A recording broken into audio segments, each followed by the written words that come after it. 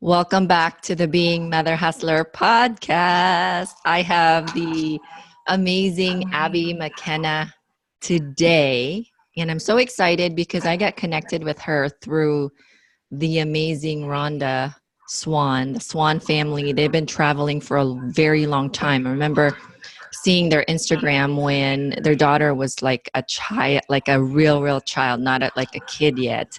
But now she's grown into this amazing influencer as well. But Abbey, welcome to the podcast. Thank you for showing up today.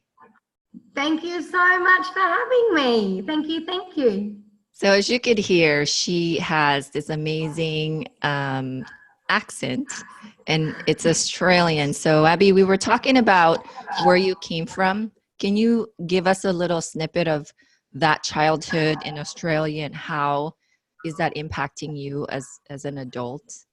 Yeah, of course I can. Really interesting. So I am from a tiny little town in Australia called Kynecutter. And I'll be honest with you, not many Australians will know where that is. Even Australians.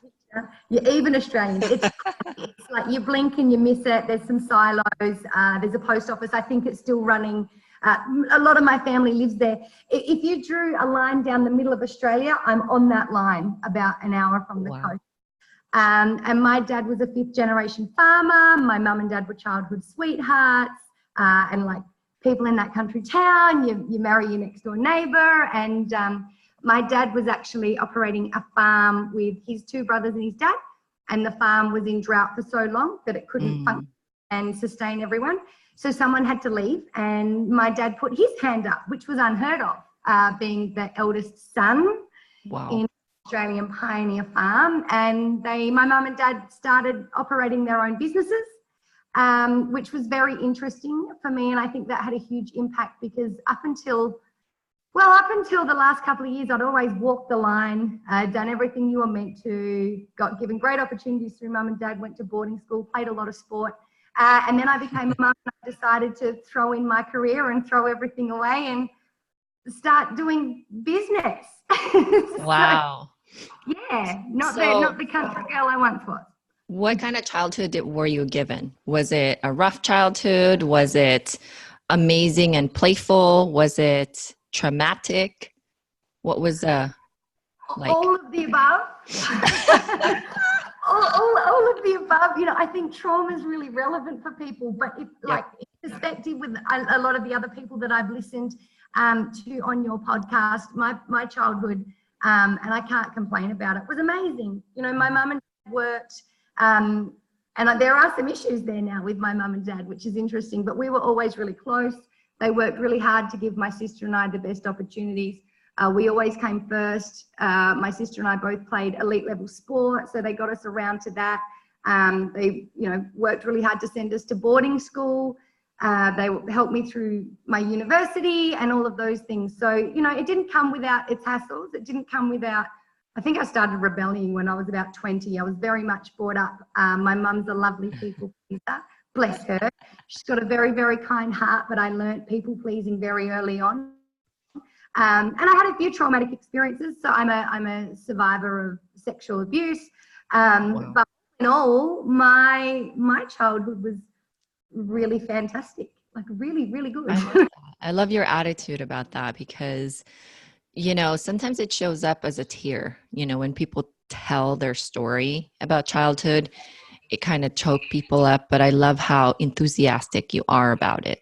And I think that says a lot about you growing up, and growing up meaning like you've stepped out of that traumatic, incident and really embraced that incident as part of your life versus a victim.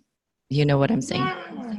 Yeah, I absolutely know what you're saying. And I'll attribute a lot of that to my kids. So if we were on this podcast, 6 years ago, it would be a tear because I identified as that person. I spent most of, adolescence and my young adulthood identifying as that person that had been sexually abused. And it wasn't until I had my children that I sort of had to confront it and did a lot of self-growth and trauma therapy and all different kinds of things because I realized that I wanted to be a certain type of person for my girls. Person that I wasn't to me, it wasn't good enough. It wasn't what I wanted. So I had to do that, which was fun.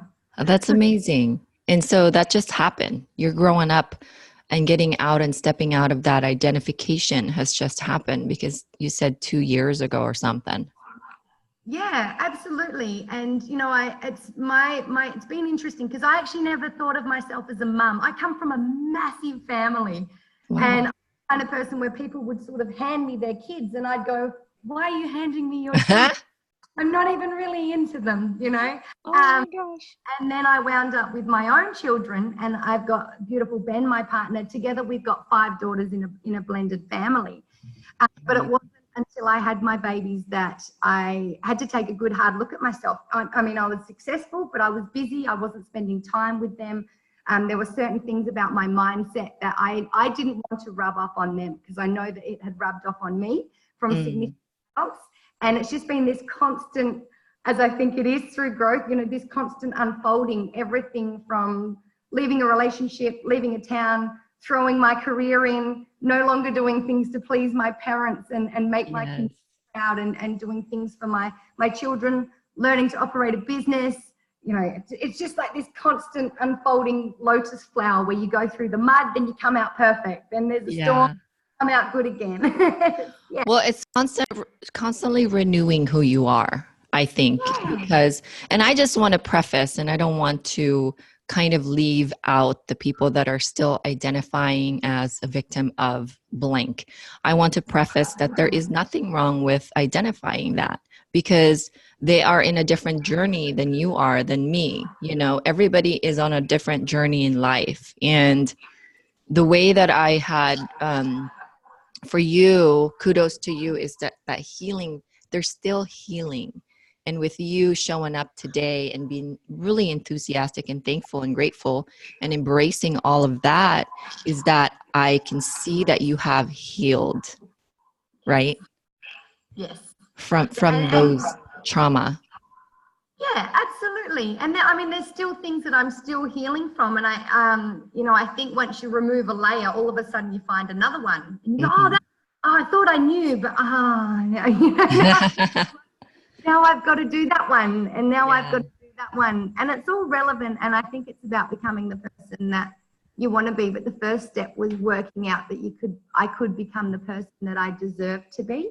But a lot of that was breaking away from my own confines and having to concentrate on me and less on other people and what they thought, which was really lovely. But I completely agree that everyone's journey has to be honoured and loved, and wherever it is a perfect space for them. Yes, I agree. So what brought you to Bali? Because I know that you are from Australia, which is not very far away from Bali, which is, by the way, one of my bucket lists is both, right? And then when I look at airline tickets, I'm like, holy guacamole. It takes forever to get there from America. It's closer for me to come here from my latest living town in Australia, because I've moved around a bit, than it is to get home to my hometown, and cheaper. True.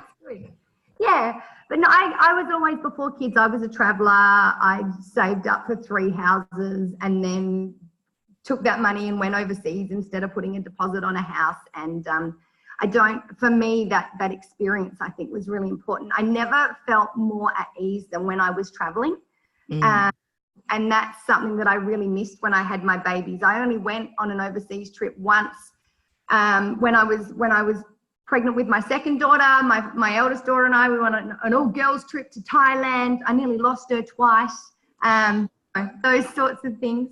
But I always promised that I would continue traveling, and I want my children to be able to experience the world and culture and give them the foundations just to be a human, and to get in this world and do whatever it is that they want to do without the pressures and confines of everything else. And when I left my girl's father, I moved across to Perth for a year and worked really hard at having the ability to come across here. And I met my partner, Ben, and I was already on my way across here, and he sort of just invited himself and came across with me. So it was always something that I wanted to do, but being able to be in the headspace where I could actually consider what that looked like and So now we come between Australia and Bali, and it's perfect. You know, it's absolutely beautiful. My kids love it. They fit in brilliantly. We live in a little local area. They speak more Bahasa than me. It's hard, but they pick it up really clearly, even the swear, which is good. They're like a sponge. They're so easy to brainwash. But like I always tell moms, you can brainwash your kids with greatness, right? Because if you can brainwash people, not just kids, people with bad stuff, that is the same process when you brainwash people with good stuff. And so I always say, hey, I'm going to brainwash my kids. And I think brainwashing in of it itself has such a bad connotation. That word is just a really bad word, but it really depends on how you use it. And I've started to use it in a very positive way, and I put my spin on it. But yeah, I think you could brainwash them. My kids go to Spanish immersion program where in school they get immersed in Spanish, so they're both fluent in Spanish. But when they learn other languages, they start like their brain is way more open to more learning than it is to other people that only has a single language. Absolutely, because it takes different, I think it comes down to, from my NLP training, I think we actually touched in this, where it comes down to different neurological pathways being touched on, and abstract concepts, obviously. So yeah, and I love the brainwash as a good thing. I think we can do that to ourselves too. I totally washed myself over the last 5 years, and I live by a thing that I called possess and pass, and that I brainwash my kids every day by brainwashing myself to possess what I want to pass on to them, you know, and passing on the good things, because let's face it, we pass most things on, the good, bad, and the ugly. I know. And manifestation, I think is a very synonymous word as brainwashing. But manifestation, like you're brainwashing yourself that you can do it, that you believe in yourself, that you can achieve what it is that you want. Because a lot of times it's, you know, it's like the people pleasers.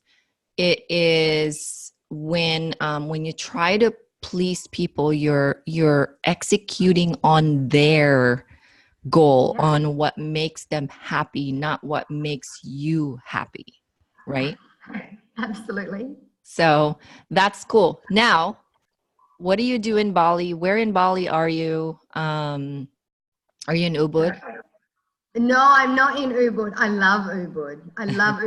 We're probably a good half an hour from Ubud, and we go to Ubud quite a bit because the soccer field's up there, and I'm a big Bali United fan. I'm more the North Boys, which is a squad fan. They are phenomenal. But we're in a little place called Kerobokan, and I do a couple of things here. I don't run any businesses through Bali. When you're in Bali, you have to have a certain license and a certain visa to be able to operate with money. Gotcha.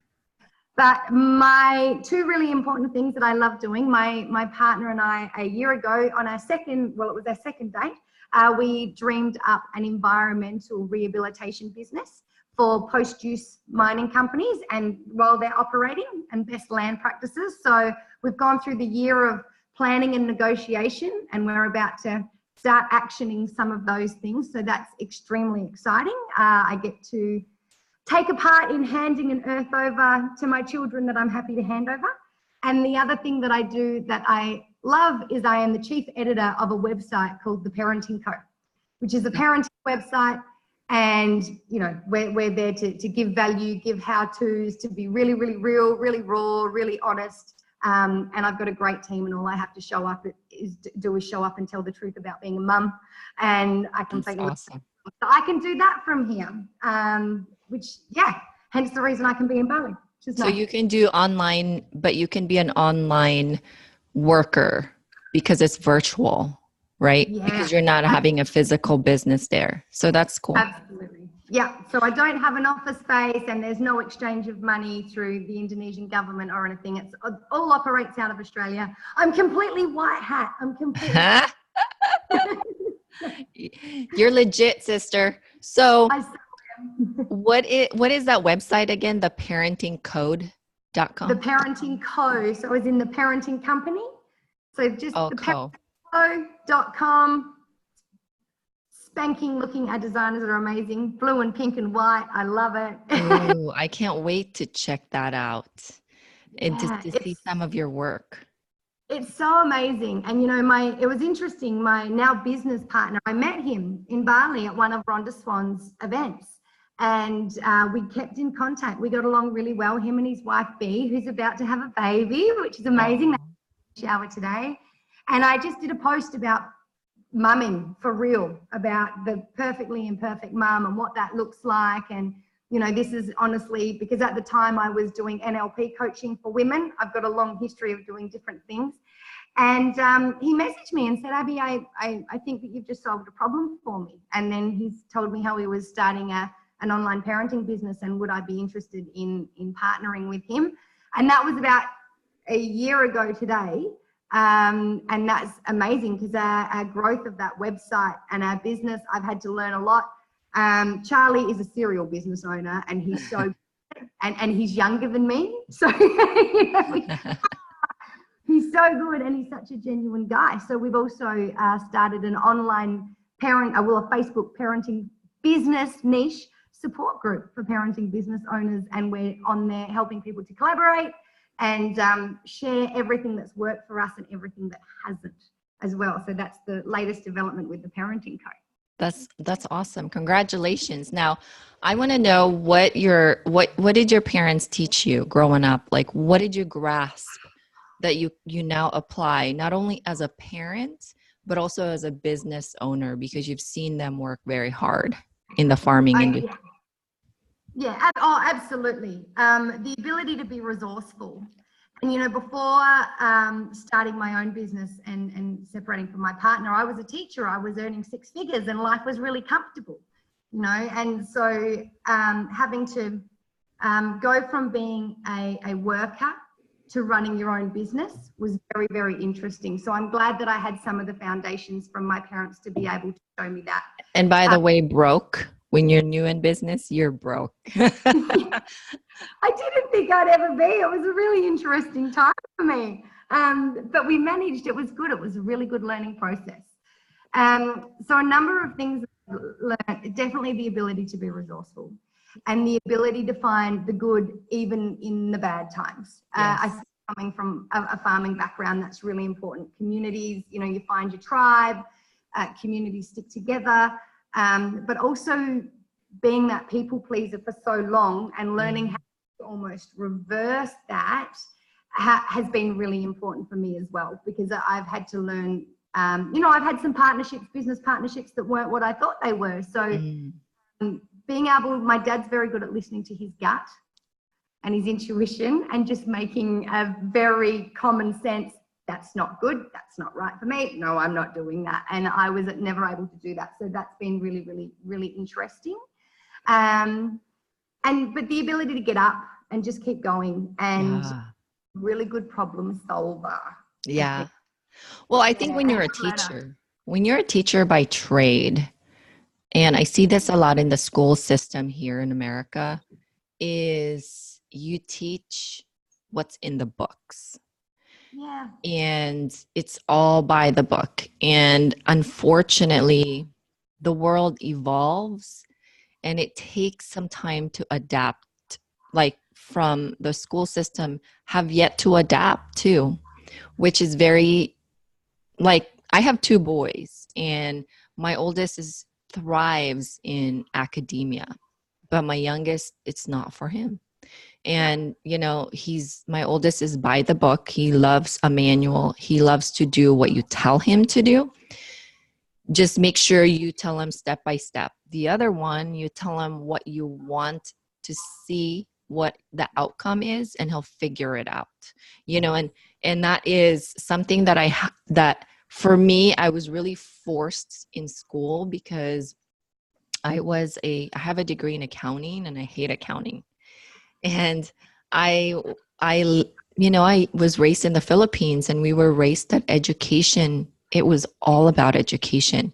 And if you did not have education, you were on the bottom of society and you're nobody. And education is wonderful, but it's not all about education, right? Because you travel a lot. I've traveled plenty, and I learn more by traveling than I stay in one place. Yeah, absolutely. I completely agree. And look, one of the reasons I didn't go back to teaching is exactly what you said. It didn't sit with me well. I found education really easy. And my whole entire teaching career, apart from about 8 months ago, I was teaching kids that didn't find it very easy and didn't always fit in. You know, one of my longest standing teaching job was in the middle of Australia, and I used to get in quite a bit of trouble for not doing things by the books. And that's okay. But even now, as a mum who has been an educator, my point of view is very different. You know, my kids go to a homeschool, and it doesn't fit the curriculum. It doesn't go by the curriculum. And I think one of the reasons that I do that is I kind of feel like, and it's not teachers, it's the education system. Like you said, it's outdated, and it brings with a lot of forced problems. We funnel kids into a system, and they don't, like your sons, they don't always fit that system. You know, you make great business partners together, by the way, but they don't always fit that system. And like Gary Vee, I was watching Gary Vee the other day. Every now and then he pops up on him. And I think that his point was so profound, and not everyone's going to agree with me, and that's fine. He said, but we still teach kids how to be the calculator when they've got one. You know, why are we still teaching them all of these processes, and they have to have closed book tests when they can have this information at their fingertips? We need to teach them and continuously expand their consciousness and their minds, because our kids are going to be the people that solve world problems, you know. Well, you need to rewire a human being's brain to adapt to the new world, because the new world is no longer the old world, obviously, but we're still teaching the way that we did many moons ago, right? Yeah. And so if you expect your child to thrive in the real world nowadays, you need to give them tools that matches what's the real world expectation is. Because if you're teaching the obsolete way of teaching, it's not going to work, you know? Absolutely. Absolutely. And I had to rewire my brain, you know, and I get a lot of pressure about that, especially being an educator. And my girl's dad and I, we definitely don't agree on that. And that's fine. That's something that we'll work out when the kids get a little bit older. But no, I completely agree. And I also think, you know, teaching inwardly, it's something that we didn't, we went through school teaching. Understanding ourselves and our own emotional intelligence, what we like, what we don't like, what we will accept, what we won't accept, you know, quantum physics, like you said, manifestation, how to put what you actually want on the forefront of your brain, and teaching people that it's okay to be human. Well, and learning about our brain, like I did not take a journey on learning about the brain until I had personal development, and I was exposed to personal development, personal growth, hearing thought leaders, until I actually stepped out of the norm. Like when you're in the norm, you only know the norm. When you step out of the norm is actually so abnormal that you're like, I cannot believe I was part of that norm. Yes. And then your vision expands, your whole world's like, oh my gosh, there's such a bigger world out there that I had no idea.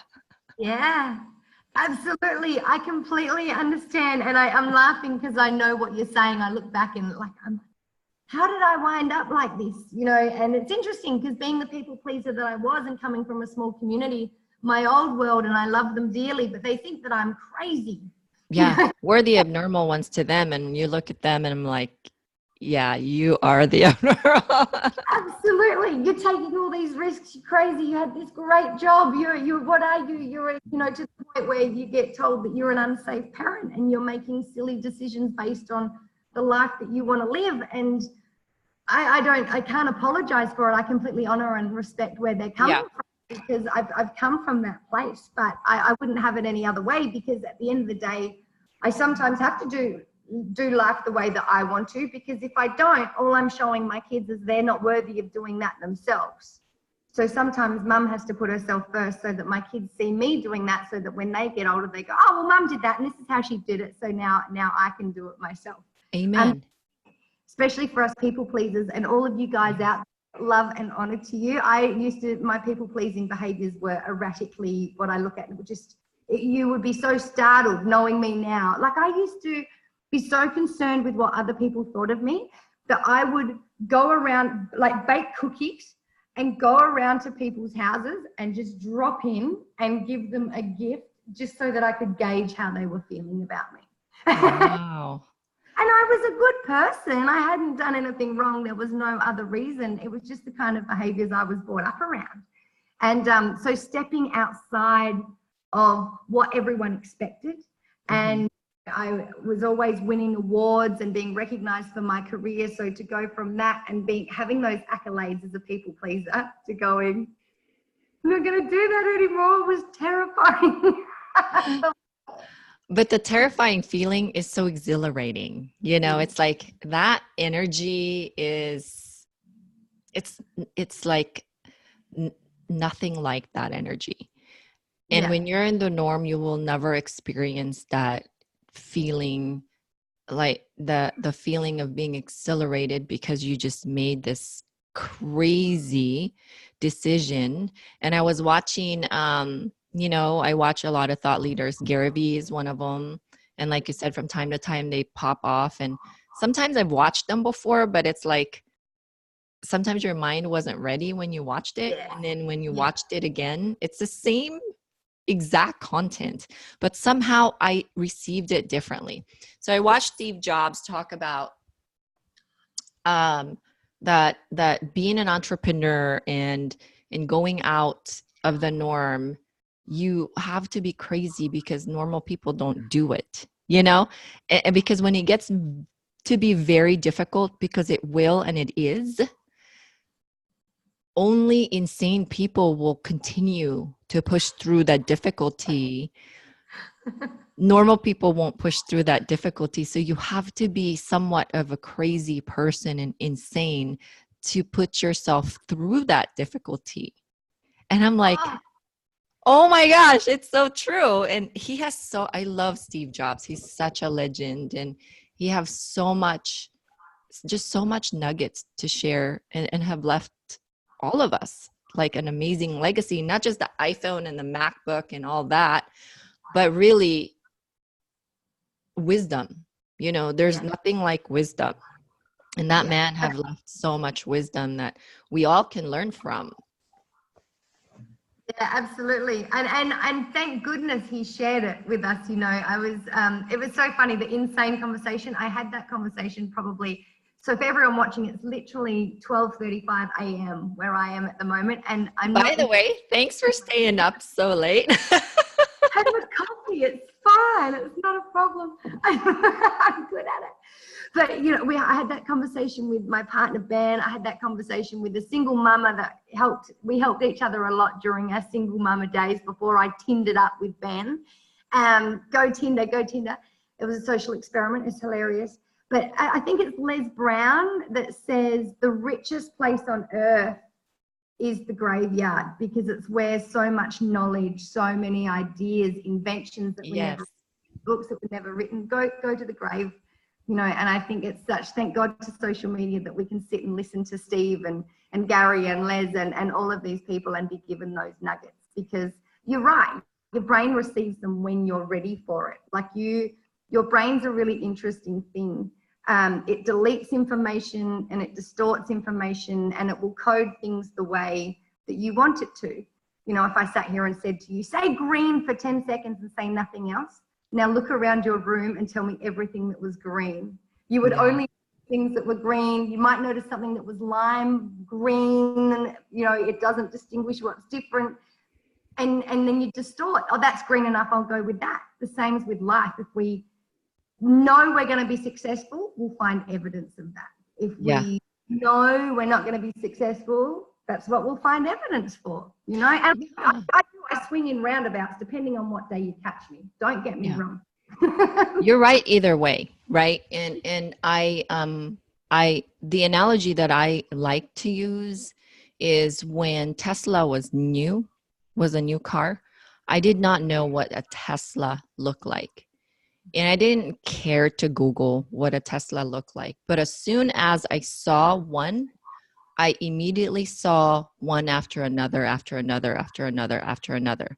And then it's the awareness. And so it's the same thing with success. Like if you believe that you are going to be successful, if you believe that you can do what it is you think that is impossible to do, try doing it and you'll eventually start you become aware that you can do it, and like a whole bag of great things starts opening for you.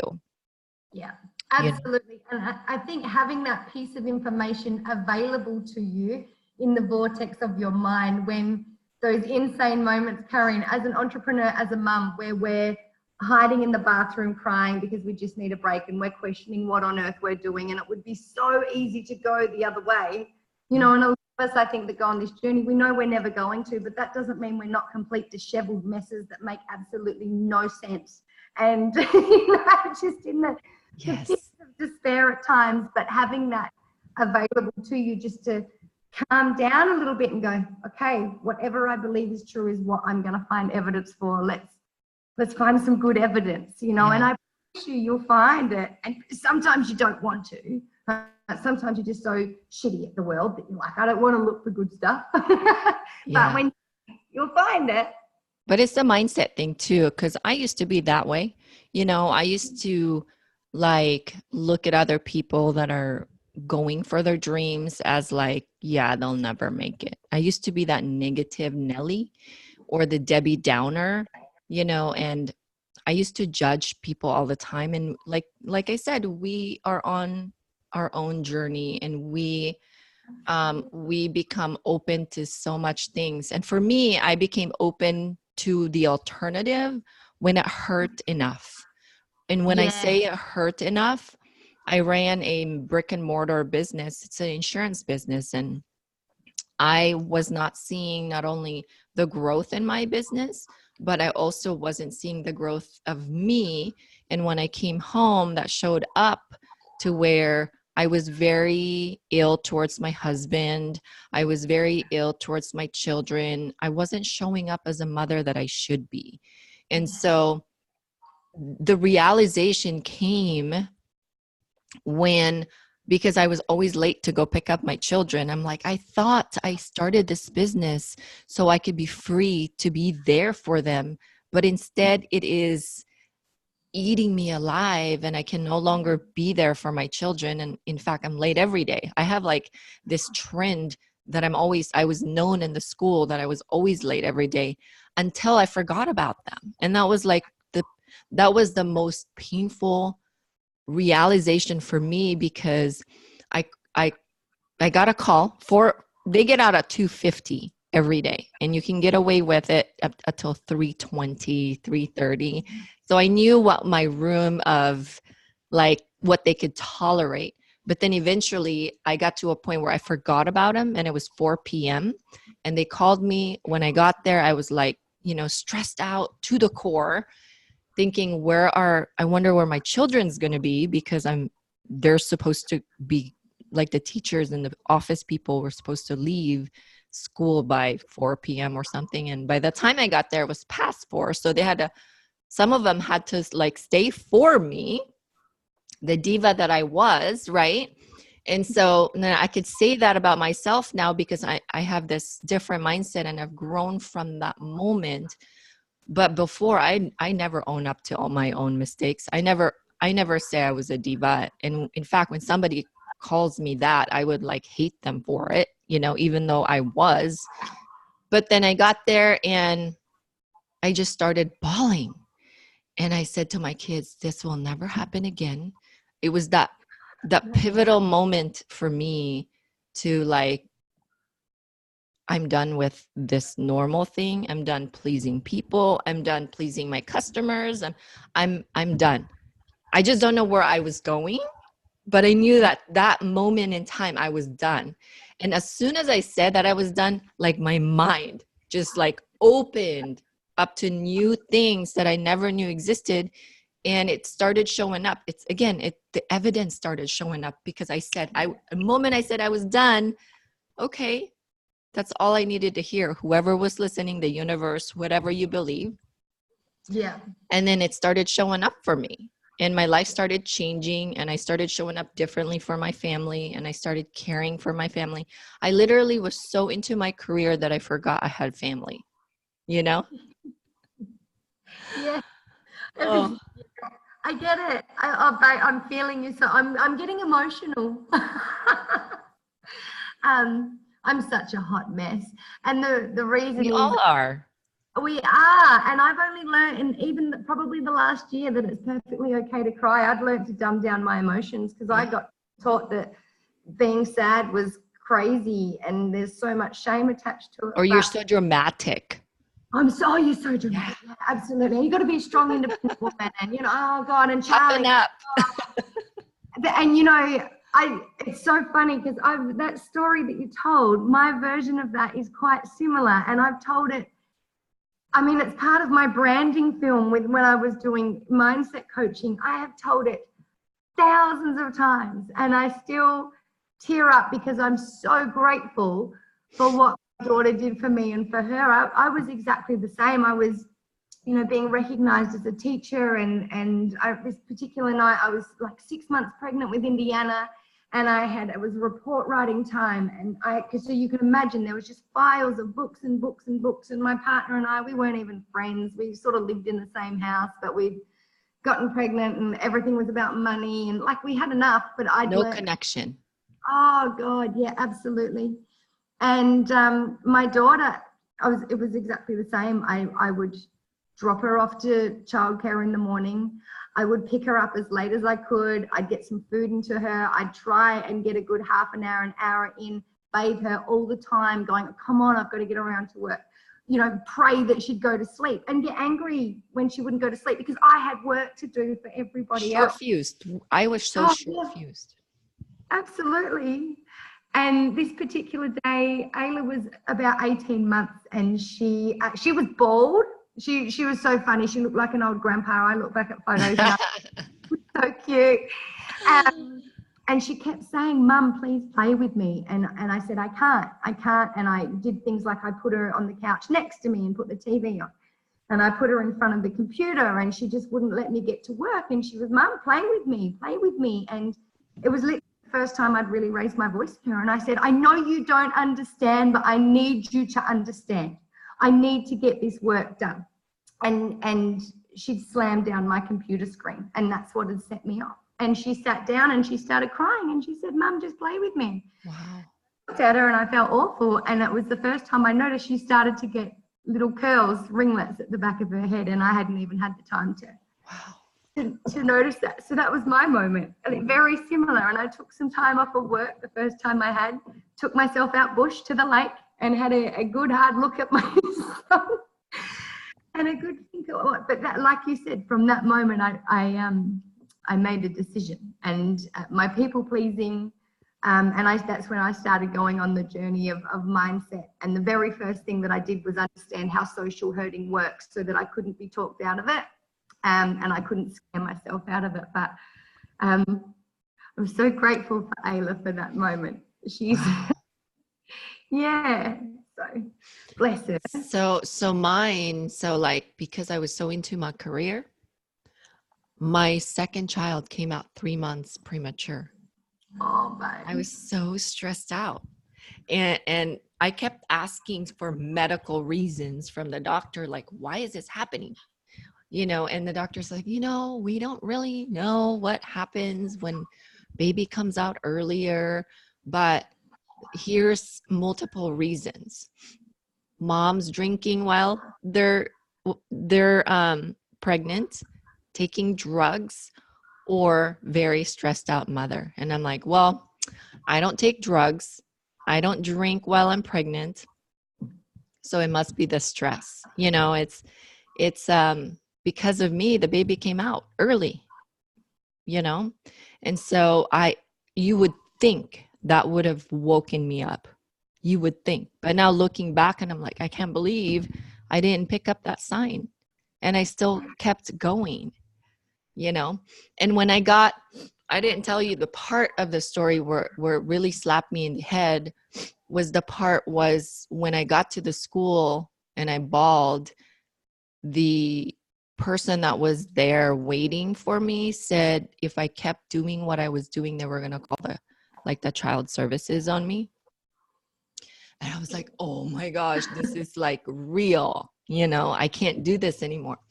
So anyways, from that time on, I was always early while I was figuring out where to transition, what to do, all that good stuff. But like you said, we have to be on a different path. We have to be on a different journey. But all of our journey, like it made you emotional, your story made me emotional, but all of our journey has to be told. Yeah, absolutely. Because there are mothers right now out there in the world that are in that moment where they don't know what to do. And that's what I love about my podcast is it lets them know it's okay, you'll get there. We were there. Yeah, absolutely. Absolutely. And so many other mums that I know and I've spoken to were there and it's absolutely okay. They're stuck. I'm just going to use Indiana's bathers to wipe my eyes. They're stuck. And this is what this podcast is all about, is to empower them. You can unstuck yourself. Sometimes you have to wait for that moment that wakes you up. And that moment may not have come for you. Yeah. But it will come. Hopefully you notice it. Yeah. And what I noticed that's so profound about my moment and a lot of other women that I've worked with and spoken to is that even though I pretended to myself that I was enjoying where I was and everything was going really well, and that's all BS. Don't get me wrong, I loved my job. I was so miserable. But I hadn't been shown any different. And at that time, I didn't have the self-worth to change anything for myself. Yes. It had to come from my kids because I didn't have enough for myself. And I'd come from, I'd learnt that, being selfless was selfish. My mum is she's got such a huge heart, but she's very much a self-sacrificer. She's a people pleaser. So was my mother. Yeah. My mother's the same way. I don't know if you've heard my story. I told my story on here on a solo episode. I mean, to this day, she still does that, Yeah. My mum's exactly the same. And I have, I love my parents. We were very, very close and we've grown a little bit apart, and I'm waiting for that moment. I know it will happen, but the times, because of the decisions that I've made, and because I've asked for space and to make my own decisions, beyond what anyone else thinks. But to all the mums that feel so stuck, I often say this, if you don't have the ability to do it for yourself, which is fine, it's absolutely fine. Just look at your kids, because the one thing that I realized that all I was teaching my baby girls was how to be busy and tired and stressed and miserable. Yeah. And wasn't the foundations that I wanted to lay. And that's why I used to talk about possess and pass when I did coaching. Whatever we possess, we pass on, So, and Charlie, my business partner, he's great. He says, Abby, if you want your kids to be awesome, you've got to be awesome. And it's so true. So hard. true. At that point in time, it's so hard. In my social media, I always post about, and I hashtag it, don't tell them, show them. Because they are always watching. Our children, they're so in tune with not only what we do, but how we feel. They could feel you. They were part of you for 9 months. And they listen to their gut instinct all the time. And your energy, oh, they know it. When you come home and you're not happy, but you're putting on this face that you are, they know. They'll just like ask you, how's your day, in a roundabout way, but they know. They feel you. Yeah, absolutely. And if you're my kids, they'll call you out on it too. It's an energy exchange, It's no different to if one of your friends walk in the room and they're putting on a happy face, but you know that they're upset or you know that they're angry. They're not showing you, but you can just feel it. You can sense it. Yeah. Yeah, I completely agree. I love how you said that for all the moms out there, if you're so stuck, you feel like you're stuck, look at your kids. I love that. That is so amazing because I think a lot of the realization for a lot of us that are woke AF, Yeah, yes, um, spiritual AF. it comes through our kids. It really Yeah, did. You know, like for me, it was because of my children. yeah, And there's been a lot of looking back now. Gosh, I don't know how many signs I was presented through my children that I just kind of ruled out because who are they? They're just kids. I'm the yeah, mom. You know, I'm the boss. yeah, They don't know anything. They've only been alive for 10 years, for 7 years, whatever their age is, but they are the most honest, the most raw, the most blunt because they don't have a reason to lie. You know, they're so honest. They tell you the truth. And when you take a moment and have a conversation with them, I make it a point now to stop in their bedrooms and lay with them and just do nothing and just lay with them and just yeah, talk to them, hold their hand and say, "Hey, I just want to make sure I'm checking in with you because I don't want to be fleeting. Just walk yeah, by your room and who know, because there's so many suicides now. I mean, that's my biggest fear. And so, hey, I just want to check in and see how you're doing, how your friends are. Is there, are you doing enough for your friends? Because I think that we can avoid a lot of depression if they're always serving their friends because it makes you happy. Serving, not pleasing. Like there's a difference between serving your friends and pleasing, like being there for them physically, being there for them spiritually, being there yeah, for them and just checking in with them like I'm checking in with you. Check in with them because when you smile at people, sometimes that's all maybe they needed to change their mind from killing themselves to, oh, somebody actually cared about me. Care for your friends. So I teach them that because I think when you teach them, they also indirectly absorb that information for themselves. Oh, absolutely. And we do a number of things just for that reason. So I now take time out to spend it with my kids, whether I get my work done or not. Mhm. Work It's will always be there. This is my new Oh mantra. yeah, I could fill my day, like not a problem if you wanted me to. But we do, and even with the older kids, we've got 5 girls. We always do table talk. So when we're sitting around having dinner, I love sharing food with my kids, and sometimes we'll have African night where you only get to eat with your hands. Ben's 8-year-old and 11-year-old are like, "That's gross." And no, just do it anyway. It's heaps of fun. And table talk where we'll ask 3 really interesting questions to each other, and it might be, if you had one superpower, what would it be? If you had one problem could change, what would it be? But we also do the family meetings. We're a blended family and there's some interesting dynamics there. And I love all of our girls and they are all extraordinary. But having them, they're 2 to 15, so being able to sit around and they're allowed to be open with us about what they want to see change, how they're feeling, and that's a complete space where there is no consequence. So there's no fear in that. But we also, I often will take my kids down the street, my little ones, and it's just let's just smile at strangers. Ayla loves doing it, my 5-year-old. She thinks it's hilarious. She now sees that, oh, that person, and we've had people look at us quite weirdly, walk away, turn around and come back and go, "I'm so sorry," because Ayla goes, "Hello." And sorry, that's something I didn't understand, but you actually just made my day. That doesn't happen.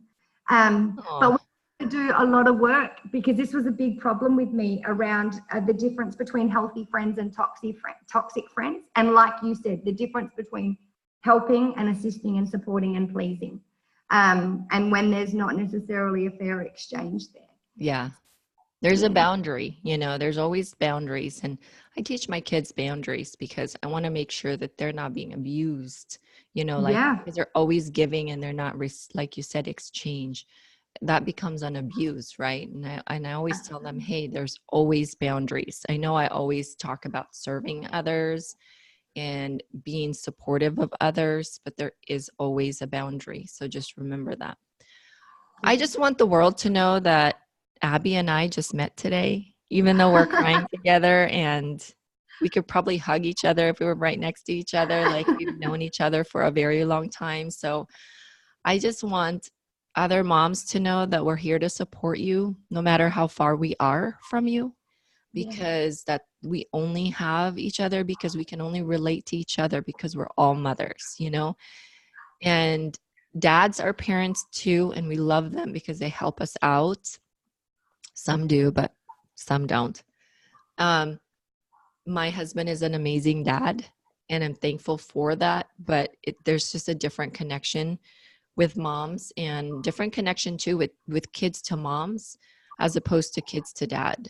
And so we hide and cry, like you said, but you don't have to do that. You can cry with each other just like we did even when we were strangers right before this. Yes, we've been emailing and figuring our schedules out, but that's not introduction enough. I think being able to tell each other stories and cry together, it just makes you my friend forever. And being on here, you know, it's such an amazing thing. Before I end our conversation, because I bet you we can talk for hours. Absolutely. I just want to thank you for being you, and thanks for loving yourself. I love you too. And thanks for being there for your family and showing up for your kids. And I love how, you know, your kids can only be awesome if you are. So thank you for that wisdom that you passed on from Charlie. Good old Charlie. He'll love that. He'll love that. He'll think that's excellent. That's tomorrow amazing. So what is it that what are your daughter's name? So here we go. We've got, my youngest is Indiana. Then my next one is Ayla. And then my next one, and we're moving into Ben's biological girls now, is Peyton. And then my next one is Kyla, and my next one is Tia. And we have a Bali rescue dog who is also a girl, poor Ben, and her name is Diamond. Oh my gosh, poor Ben. Ben's the only man in there. He loves it. He loves it. He's fortunate. Let's just say that, right? He is. He's going through the you know, all of the girls are coming into that hormonal teenage time, and their dad is just such a loving, caring, amazing human. And the poor thing, sometimes I find myself laughing because I also had a foster daughter when I was quite young, and I remember what that was like because she was a teenager and she was having a baby. And yeah, sometimes I find myself giggling at what they do, and I think, oh, I used to do that too. But it's such a gorgeous time for him. So yeah. What is it that you learn from your children? What's the biggest nugget or thing you carry with you all the time because of them? That we have to play more. I spent so much time, so much of my life, you know, from school, just not playing, or playing in unhealthy ways. You know, that just knowing, listening to your gut and listening to your body and your intuition, your soul, your conscious, whatever that is. You know, I watch my kids and they just get it. Ayla is amazing. Mum, my belly feels a little bit sad. Can you take me to the beach? I need my feet to be in the sand. Or they just take their clothes off and go running around. Now, you know, we can't, I would love to.